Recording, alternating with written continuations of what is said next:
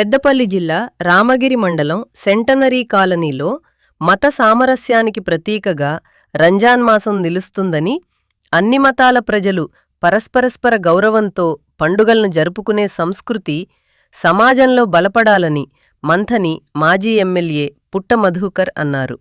రంజాన్ పండుగ సందర్భంగా సెంటనరీ కాలనీలోని జామా మసీద్లో బీఆర్ఎస్ నాయకుడు ఎండి జాఫర్ ఏర్పాటు చేసిన ఇఫ్తార్ విందులో ఆయన పాల్గొన్నారు. ఈ సందర్భంగా ముస్లిం ప్రార్థనల్లో పాల్గొని ముస్లిం సోదరులతో కలిసి ఉపవాస విరమణ చేశారు. అనంతరం మాట్లాడి, తెలంగాణలో అన్ని మతాల పండుగలను అధికారికంగా నిర్వహిస్తూ మత సామరస్యానికి కేసీఆర్ పాలనలో ప్రాధాన్యమిచ్చినట్లు తెలిపారు. హిందూ, ముస్లిం, క్రిస్టియన్ పండుగలను ప్రభుత్వ స్థాయిలో నిర్వహించటం ద్వారా సమాజానికి గొప్ప సందేశమిచ్చినట్లు పేర్కొన్నారు.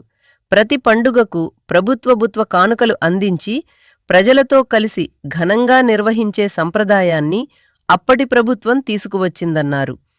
ఒక్క క్షణం మన ఆలోచన మారిపోతే సమాజంలో అనేక సమస్యలు తలెత్తే అవకాశముందని ఆయన వ్యాఖ్యానించారు. తెలంగాణ గొప్పగా ఉండాలంటే పండుగలు ఘనంగా జరగాలని, అందుకు ప్రభుత్వ సహకారం తప్పనిసరి అని అన్నారు.